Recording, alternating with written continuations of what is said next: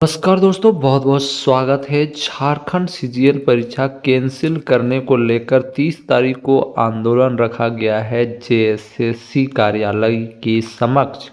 और इसको लेकर मैं कुछ चीज़ें आपको बताना चाह रहा हूं जो कि सोशल मीडिया में चल रही है। और आपको ये भी बताऊंगा कि जेएसएससी सीजीएल का एग्ज़ाम रद्द होगा या नहीं। तो बने रहिए लास्ट तक, और चैनल में नया तो चैनल को सब्सक्राइब अवश्य कर लीजिएगा। तो देखिए दोस्तों, आज मैं इन टॉपिकों से पे बात करने वाला हूं। क्या यह आंदोलन जो है, इसमें जो भाग लेने वाले छात्र हैं या लोग हैं, क्या ये बीजेपी के एजेंट हैं? दूसरा मैं बात करने वाला हूं, छात्रों ने जेएसएससी को जो सबूत दिया था उस सबूत का क्या हुआ।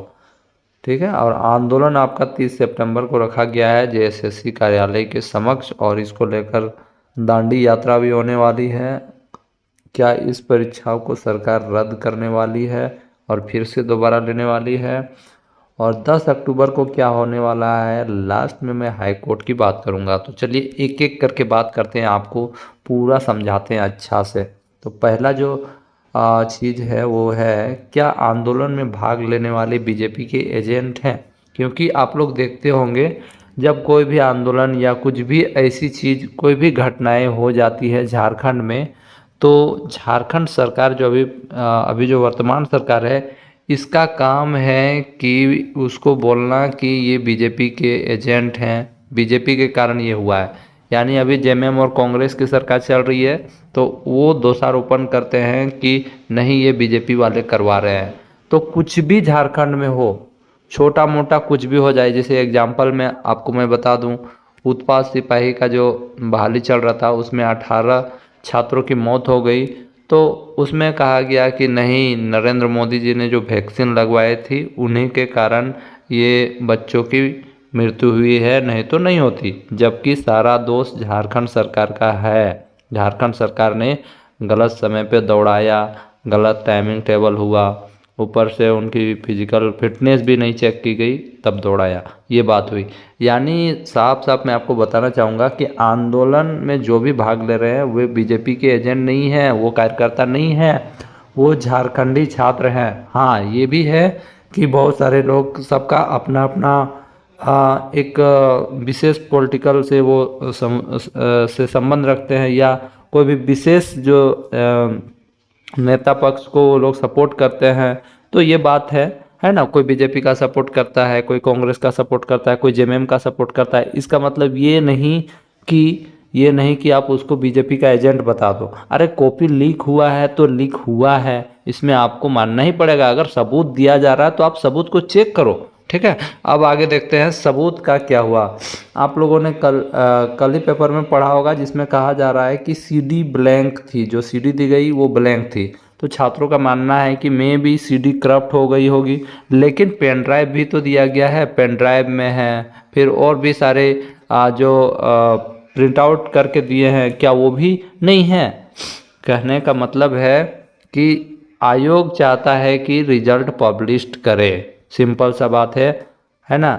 और झारखंड सरकार है इस अपनी नाकामी को छुपाने के लिए ऐसा कर रही है। ठीक है। अब बात करते हैं जेएसएससी कार्यालय में 30 तारीख को आप सभी को आ जाना है।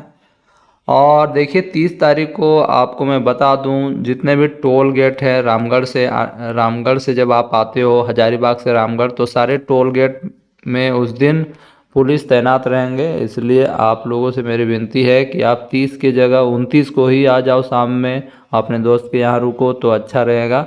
क्योंकि अगर आप बस में आ रहे हो तो टोल गेट में आपको रोक लिया जाएगा। ठीक है। चलिए अब आगे बात करते हैं, आगे क्या होगा। क्या यह परीक्षा सरकार रद्द करने वाली है? तो मैं आपको बता दूं, आप लोगों का अगर समर्थन रहा 30 तारीख को, यदि आप लोग बहुत ज़्यादा संख्या में आए और सरकार को लगा कि नहीं, मेरा एक बहुत बड़ा वोट बैंक मार खाने वाला है या हमें हानि होने वाली है, तो सरकार इस बहाली को रद्द, मतलब बहाली को नहीं, इस एग्ज़ाम को रद्द कर सकती है। जैसा कि मैं आपको एग्जाम्पल बता रहा हूँ। एग्जाम्पल जब आप देख रहे थे, एक बार खतियान का बात चल रहा था, 1932 खतियान का बात चल रहा था, है ना। और हेमंत सोरेन जी बार बार कहते थे कि खतियान नहीं लागू हो सकता है, नहीं लागू हो सकता है, लेकिन देखा कि पूरा झारखंड का आदमी खतियान के बारे बोल रहा है, 1932 का खतियान, तब इन्होंने भी खतियान के बारे बोलना चालू कर दिया। खतियान के लिए खतियान को मतलब कि कैबिनेट में पास करवा के भेज दिया, है ना, और खुशी भी मनाया गया। तो यहाँ पर मैं बता दूँ, सरकार को डर लग गया कि नहीं मेरा पूरा वोट बैंक जाने वाला है, संख्या दिख गया तो ये इस एग्ज़ाम को ज़रूर रद्द करेगी। बाकी बात अब आने वाला समय पे क्या होगा वो देखना होगा। लेकिन मैं अंतिम में आप लोगों को यही कहना चाहूँगा, देखिए आप लोग भारी बल में आए और देखिए अभी हाईकोर्ट वाला भी जितने भी लोग हैं इस आंदोलन में भाग ले रहे हैं वो हाईकोर्ट वाला भी काम कर रहे हैं, क्योंकि अगर इधर से नहीं होगा तो हाईकोर्ट से एग्ज़ाम को रोक लगवाया जाएगा।